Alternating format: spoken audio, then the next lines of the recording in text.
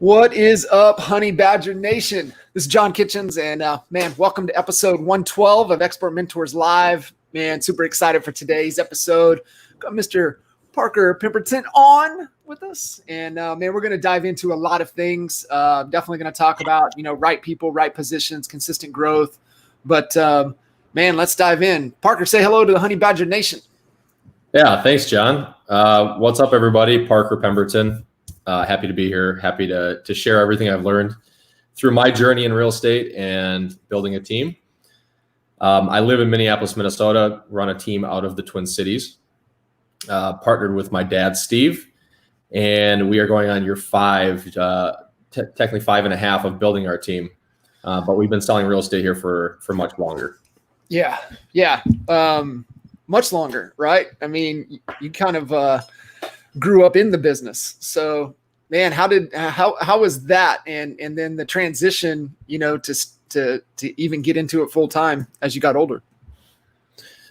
It's a great question. Yeah. So grew up in a real estate family, literally used to go on listing appointments with my dad when I was 5, 6, 7 years old. And it was only because I had 3 other brothers and they had to take me somewhere. So I'm pretty familiar with sitting at random people's kitchen tables and hearing real estate terms and, talking about life and challenges and all of that kind of stuff. And I think I got to watch my dad win the personality contest, that is a listing presentation that is earning our clients. And so I was lucky to be able to grow up in a family like that. It's not where I started. I went to college. I played golf at New Mexico, and I played professionally for 4.5 years after that, which is a big reason for my personality nowadays, who I am, how I conduct myself. That was a chapter in my life that led me to where I am today. When golf ended, I started a landscaping company. It was more or less a lawn mowing service, to be honest with you. I came home and I said, what the hell am I going to do next? I mean, this is like all I've focused on for 25 years of my life. And now I got to figure something out. So started going door to door in that business. I learned very quickly that if you can be a step above your competition from an appearance standpoint, from an experience standpoint, everything from the way you talk, the way you look people in the eyes, you can get ahead very, very quickly. And so that business kind of took off. Within the first 3 years, I had 500 accounts in my little niche, which was the South Metro market. And when you kind of look back and think about what did you learn during those days, I was door knocking, I was selling, I was earning their trust, I was servicing them, I was asking for reviews, I was getting referrals. Literally the exact same thing as real estate. So the rubber hit the road, and I was looking at my taxes, 2014, and I said, this is just not what I want to be doing the rest of my life. I'm not making the kind of money that I want. I've formed this reputation in the community that my dad has started many years ago, and let's jump in there. So, and honestly, John, the reason I got into real estate was my dad got cancer, and we didn't know if he was going to make it. So somebody had to kind of step in, take the ball and run with it. And I made that decision to do so, and haven't looked back since. Man, that's awesome. I want to go back a little bit and kind of extract some of the nuggets and the lessons playing competitive golf for as long as you did. What were like some of the big life lessons and things that you still apply to how you conduct yourself to these days? Yeah. So the mentality of a golfer is very individualistic, right? You're just by yourself out there on the course. You're funding yourself. Everything you're doing, it's mental. You really have to believe in yourself, number one. And then you have to hone your craft. So you have to practice, you have to believe, you have to read. Very similar to business, to be honest with you. And the thing that I like about golf, because I played hockey, football, I played all the sports. The thing I really liked about golf is it's all up to you. And at the end of the day, I could go out there and shoot 65. I did it a lot of times in competition, but there was always another stroke or two that you could always gain. Is that putt you've missed. And everybody watching this who's golfed knows exactly what I've talked about. And, I got to the point where it was maybe 1 or 2 shots around, and other people it might be 10 shots around. But the pursuit of perfection in golf is really something. And it really trained me to be be a businessman, because every day in business is you have the opportunity to get better.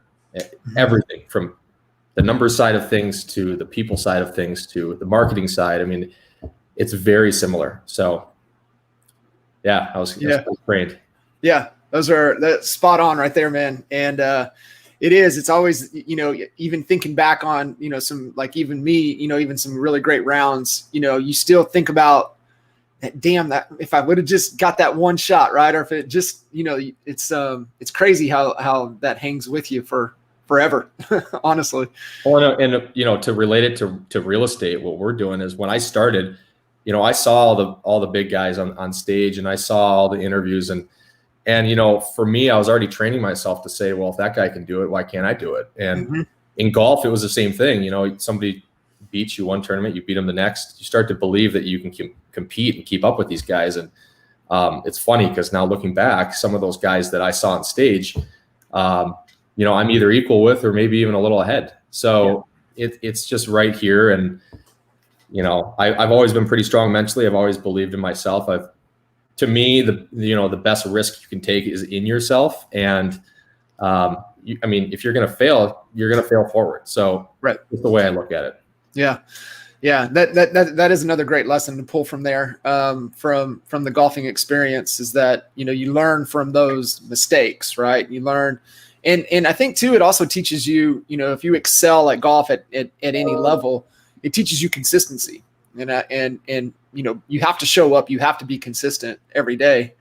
You've got to be willing to put in the work. And so I can see how that's served you well moving forward. So let's talk about, getting the business going and kind of stepping up, when your dad, you need to step in there and partner with him, going through, health scare, going through that. What did that dynamic really look like in the beginning? And then we can talk about, what it is today.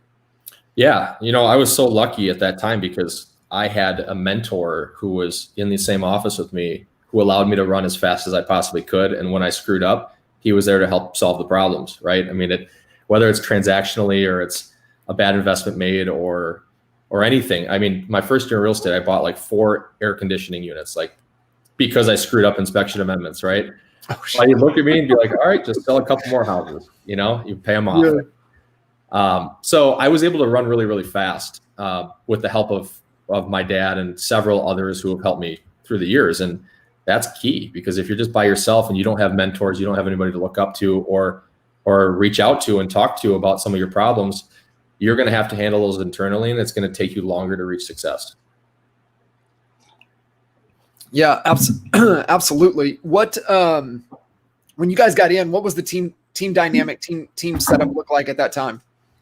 When I joined him, he had a buyer agent. And she's still with us today. She was, still a great team member to us. And he had an assistant. So I stepped into a very small operation. And when I kind of looked under the hood, I saw this great business that had been running for 38 years with no systems, no processes, no repetition. It was like shooting from the hip.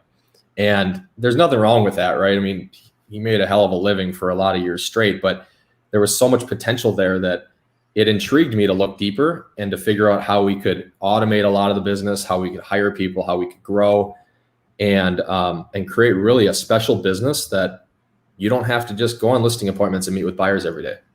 Right. Something else there other than just selling a house and collecting your commission check. So that really interested me. What would you say? 38 years. He had to be doing a lot of things right. What were like some of like the key philosophy that your dad had, to have that sustainability for so long? Yeah. He's so respected too in the community. One of the things I think, if I had to name one, would be to always do the right thing even when no one's looking, right? Always be a professional, always do the right thing in the right circumstance. And really lucky to have learned that lesson early. I think there's so many other things too. He's probably the smartest real estate professional I've ever met. Unbelievable negotiator, he handles objections like no one's business. And he's like Floyd Wickman. He's just boom, boom, boom, boom, boom. So yeah, how lucky am I, right? I'm the luckiest guy in the real estate world, really. And I use that to my advantage, because if somebody's given you that opportunity, you better take it. You better take it. You better do better with it. And, internally, I hope that someday I can exceed what he's done. And I hope, someday I can look back and make him proud for that reason. So that's why we do what we do. That's awesome, man. That's so cool. And always doing the right thing. I mean, that served you well on the golf course, I'm sure, as well, for all those years. Yeah, for sure. So you guys got in and really starting to put systems and grow the team. I mean, you guys are 20 agents strong today. So what were some of those key steps that we can give, people watching in, tuning into this, like, hey, make sure if you're growing, these are the right steps along the way. Yeah. Well, I'm a firm believer that you shouldn't start a team unless you're ready for a team, which means you have to be a great real estate professional first. You have to iron out your own business. If you're selling 15, 20 homes a year, you might need some staff, right? But you don't need 5 buyer agents. You don't need a whole bundle of other things. Be the best person you can be. And as you become more successful and you're doing more transactions, then start to hire the right people to alleviate some of the pain points that us real estate agents don't want to deal with when we're running 1,000 miles per hour. Right. So what that looked like for me was my first full year in real estate, I sold 82 homes. And I was like, man, this is just great. Loving the money. I was working from 7 a.m. until midnight every single day. Yes. And when you sell that many houses, it's pure chaos, right? Like I was answering my lead calls in the middle of the night, 3 a.m. A lead comes in on Zillow from the UK and I'm on the phone and I close the guy, I sell him a house. He refers me somebody the next year. Like, it's just like the stories I have from some of the ways that I ran are hilarious. And, you have to do that first. Like you have to earn it. You can't come in here and say, oh, I'm going to start a team when you don't have that much action yourself. So, yeah, I'm with you. So the first thing, 82, like, yeah, you were, that was your life, every ounce of it. I could have sold more, honestly, but it's just like you missed that putt. You could have made one more putt, right? It's that mindset, it's that mentality. So, that's not sustainable, right? Year over year. So like what kind of triggered for you is like, okay, hey, I got to create some more leverage. I've got to, make this to where, I'm not 24/7.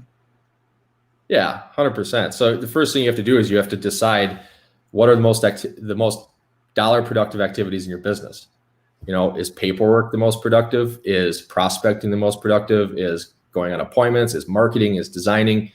You have to decide that. Me and you, John, on this interview right now can't tell somebody what's best in their business. You have to do what you think is best. And for me, it was obviously paperwork. And so we started hiring people out slowly to the point where I was going on so many appointments that I didn't have time to prospect anymore.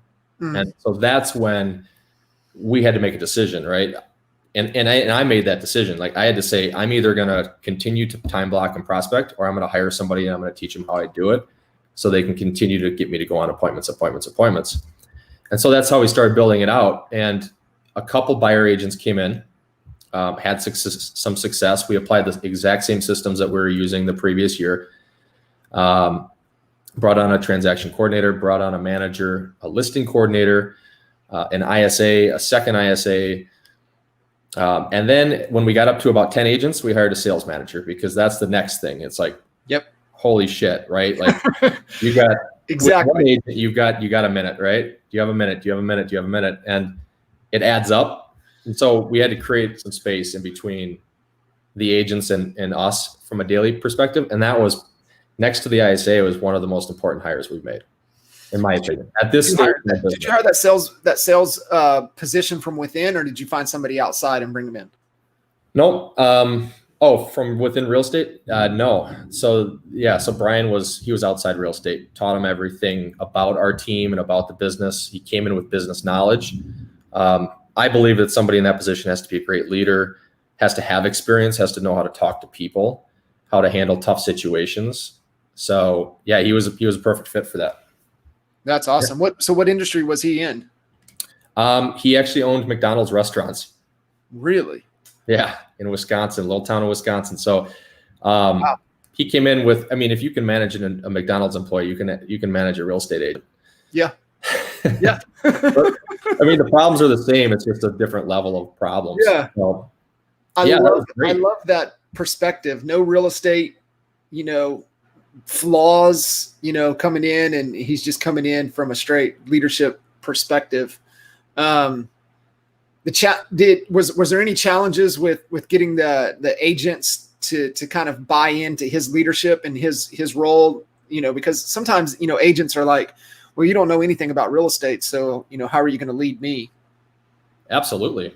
Yeah. I'd be lying to your face if I said there wasn't. And it's something where you have to slowly introduce the person into the system and gain their trust. And that starts from doing things that build trust, like spending individual time with them, supporting their goals, holding them accountable, showing them that you're there for them, right? It's like us as team leaders, we're already doing that. So you need to just teach that to somebody else who can then gain the momentum with the agents. And it's not something that's going to happen in 6 months. It's something that I think is going to happen over 5 years.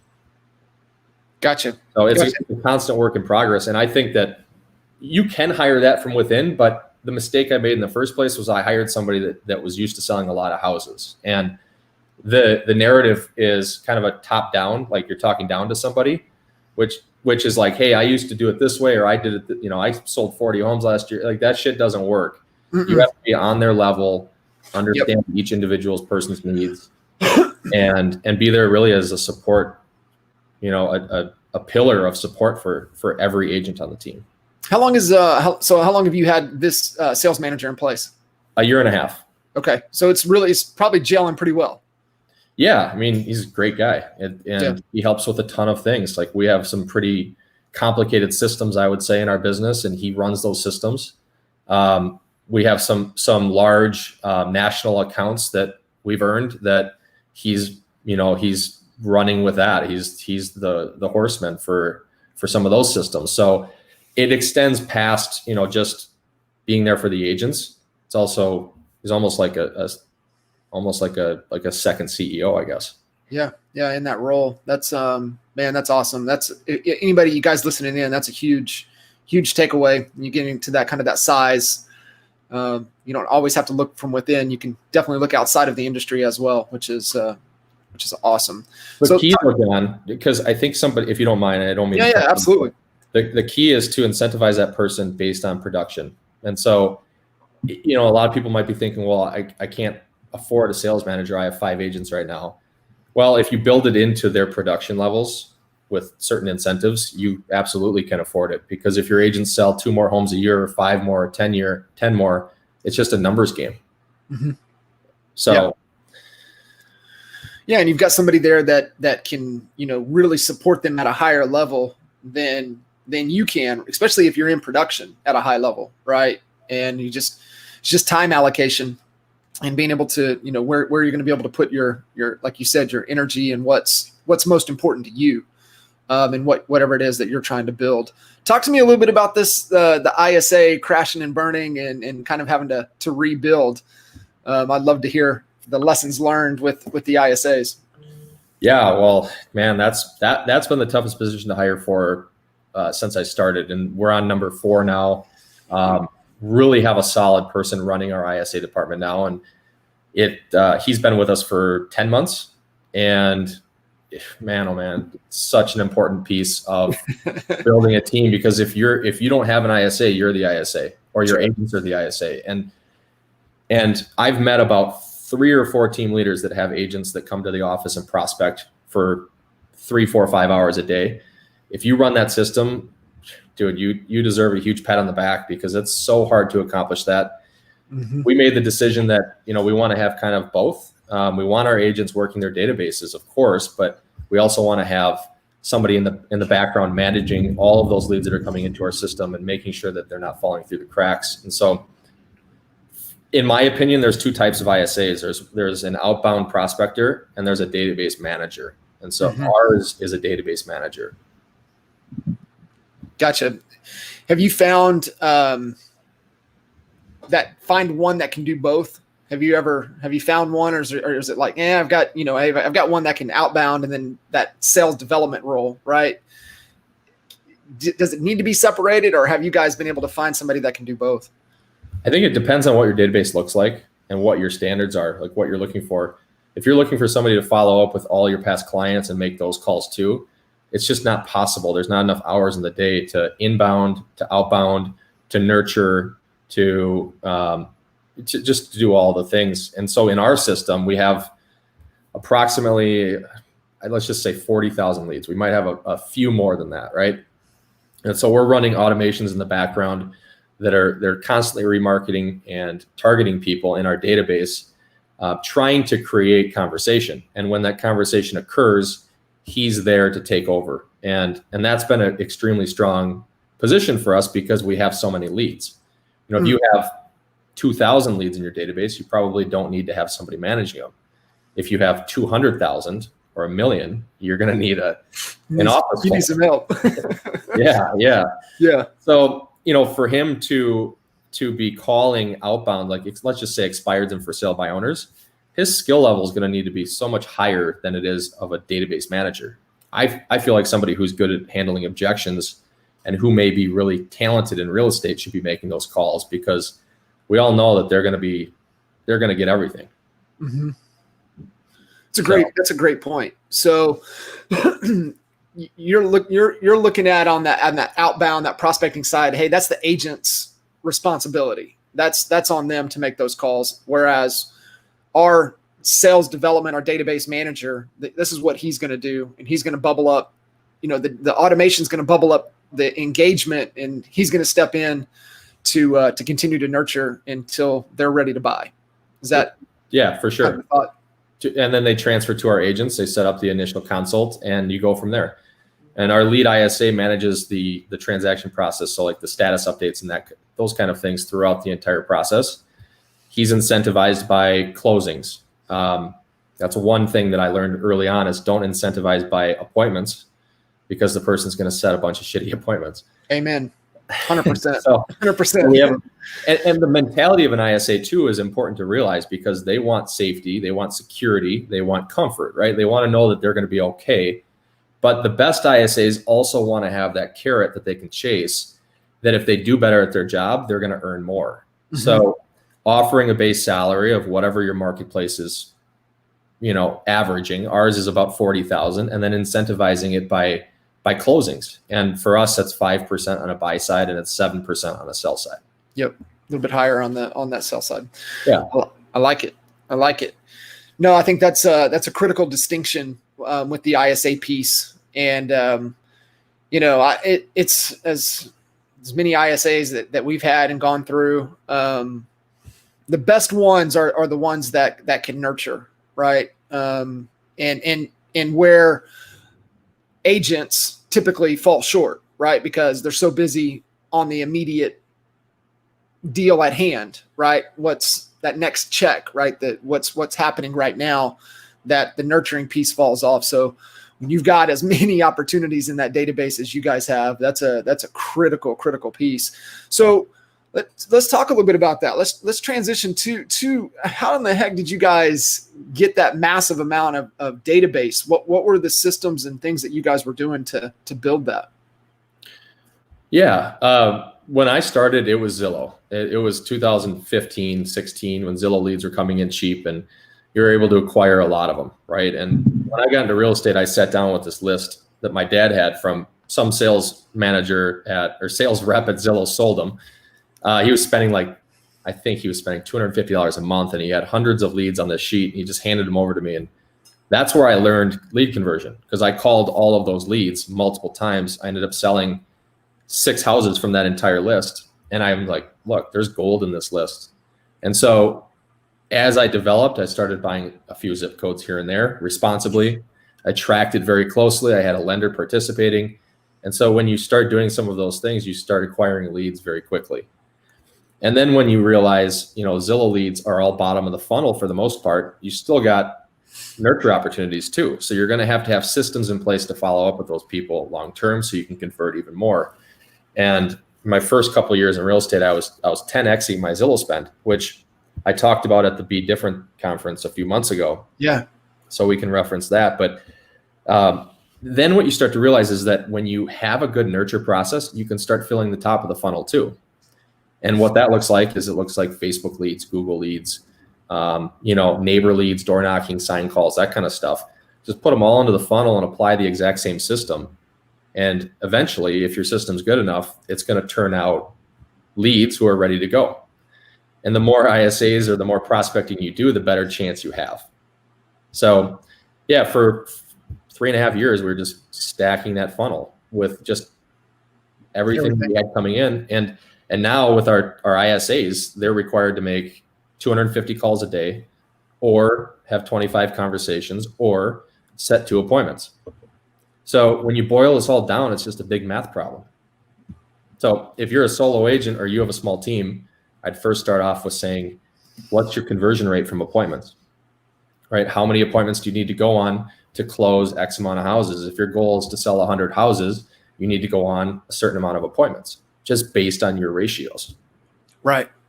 And then the more and the more and the more you have, the more opportunity you're going to have. So you're eventually going to run out of time of going on appointments, or you're going to have to figure something else out.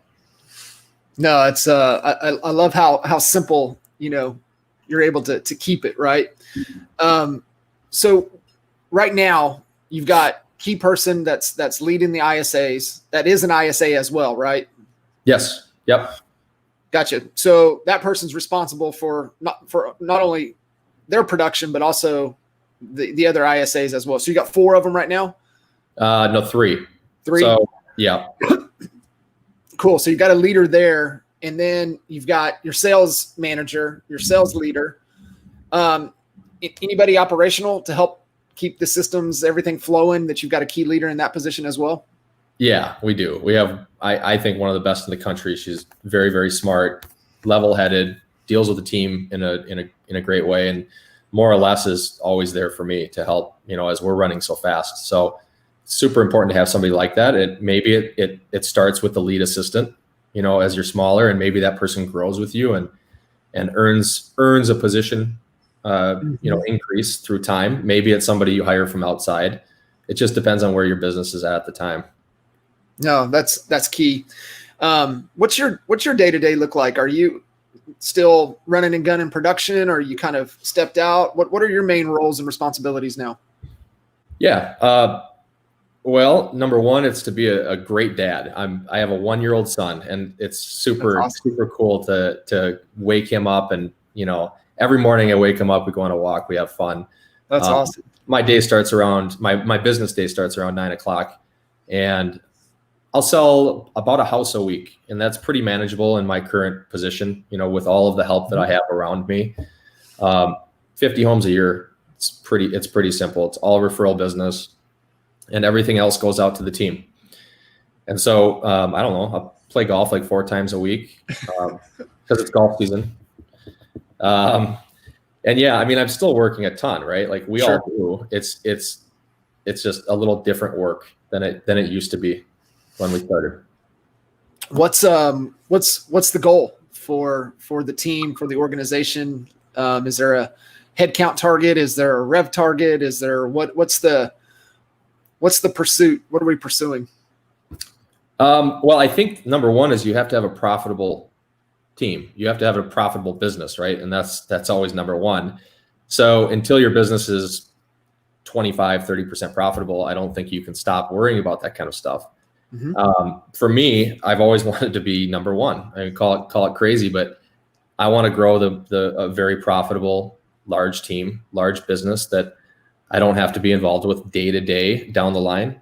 I'm 34 years old, so I'm not out of the woods, and I don't act like I'm out of the woods.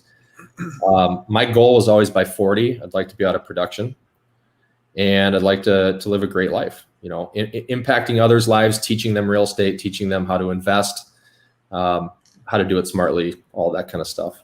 Yeah, I love it. Are you guys trying to to be number one in the marketplace? What's that look like?